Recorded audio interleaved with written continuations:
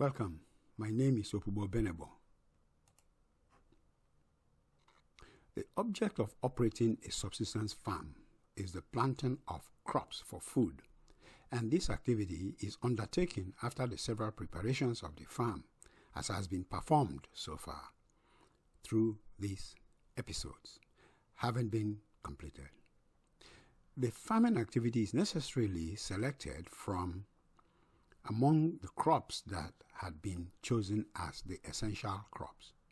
The sequence of farming the crops, however, need not follow any specific order. Yet better to start with the crop that reacts the most to all the crop or plant tropisms that impact the growth of crops. The rationale for such selection is to create the initial context for optimizing the farming and crops growth context, so that by the farming of subsequent crops, the rest of the essential crops, the context will have been properly optimized for maximum productivity.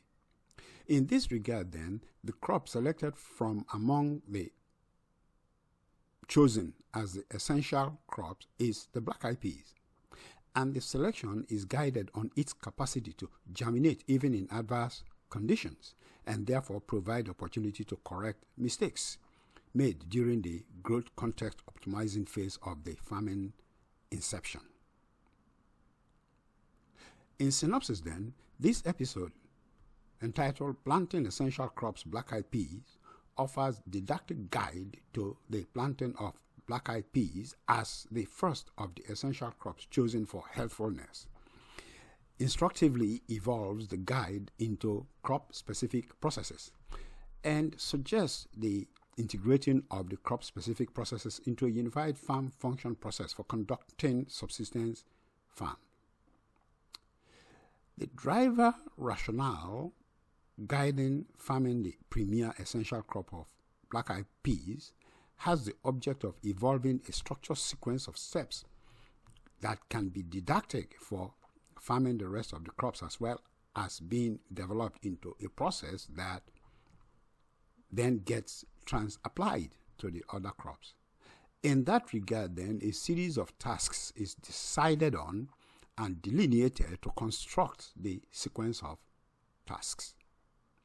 However, as general knowledge, the sowing or planting of black-eyed peas should be performed only after the outside temperature is consistently 60 degrees Fahrenheit or 15 degrees centigrade or higher, which is the prevailing condition in most parts of the world except in the regions that suffer winter, in which case the sowing must be delayed until after the last spring frost date, when the soil has warmed up. Further, the planting of the black-eyed peas is being done on one ridge in the subsistence farm, which is a single row, and with the seeds to be planted 3 to 4 inches apart and 1.5 to 2 inches deep. Now then, accordingly, the farming of the black-eyed peas is performed in the sequence of these activities. 1. Tune the flow of water that pours onto the ridges. So, the flow control valve of the water sprinkler device affixed to the waterborne pipe laid by the ridges during the design of the farm is adjusted by being turned down and then increased until the projectile sprinkled water falls into the cylindrical trough impression made on the ridge that removed the apex of the ridge. 2. After the initial wetting of the soil, which had been biofertilized prior, the watering activity is stopped and the soil let to drain a little, with the water flowing downwards away from the cylindrical trough, guided by the network of the pores, the sizes of which ultimately characterize the tortuosity of the soil. C. After the soil feels to the fingers as just moist but not wet to the touch, which is likely to happen after about an hour, then the beans grains are pushed, the seeds are pushed into the soil with the longer side held vertical and some soil put over the entry hole. D. Measure the humidity and moistness of the soil at the same time immediately after inserting the seeds into the soil. E. 24 hours later, be sure that the seed's performances should be observed visually, but without any disturbance of the soil. But the moistness of the soil is measured yet again and recorded. F. Repeat the activity D until the seed germinates and shoots the cotyledons through and above the soil surface. G. Determine the direction of bend of the cotyledons and the initial sprout for a record of the direction from which phototropism, the plant tropisms of which light is, in this case sunlight, is the stimulus acting on the crop, and then make a record of this direction for future reference.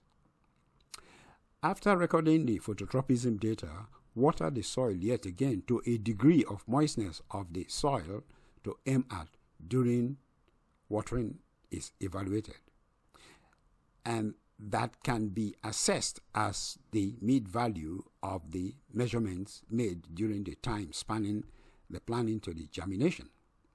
And this could be determined by mere inspection of the data in the most elementary method, or determined from a graphical plot generated and the mid-value determined either by finding half-point by fractional integration of the area under the graphical plot, or even using the geometric or arithmetic average of the measurements. F. The soil is then watered to the degree of moistness as determined in the activity H. The value of the sprinkler is adjusted to allow for the reaction times of the farmer, such that from turn on of the water sprinkler and the decision to shut off, which embodies the reaction time, does not get the soil any more moist than is necessary. J. Subsequently, the soil is biofertilized again by tilling with a stick, like the Chinese chopstick, around the crop, about 2 inches from the young seedling, and the biofertilizer added to the soil at the tillings. Okay, activities I and J are then repeated daily as the seedling grows more leaves until the soil is covered up with the leaves and with the growth of the plant. L. After the expansive growth of the plant and the watering is simply made with the water pouring on the plant leaves, but still for the same duration. N. The soil is still biofertilized, say weekly, and for performing this activity, the leaves may be raised somewhat to gain access to the rich soil, and the biofertilizers applied after tilling the ridges with spindles-like sticks. The conclusion that can be drawn here is that structured farming of the first crop of the essential crops chosen for subsistence farming is instructive with respect to the overall operating of the farm and the objects of high productivity. Hence, this selection of the first crop for farming should be judicious so that the operational plant tropisms may be properly documented for prospective guide for informing the farming experience. Moreover, a decomposition of the farming task into didactic format set of activities guide repeatability for the same crop, but also reproducibility for the farming task of the other crops. These two consequential results of repeatability and reproducibility also enable the evolving of the activity sequence into a process for each crop, and the integrated whole of which becomes the farm function process and opens up the farm to the implementation of more scientific and structured farming techniques that promote high productivity. And it is a wrap.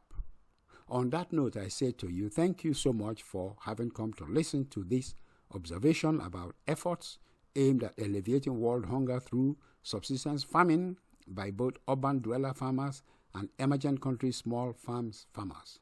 You are truly appreciated, And if you would like to get privileged viewer, reader information, or access podcasts of specialized contents, or even vertically integrated concepts, then I implore you to join my supporter club and enjoy that privileged status. Thank you. Moreover, while you are still here, do please take a moment and subscribe to the channel as to be informed of the publication of every new episode as soon as it is released. Bye. Till next episode.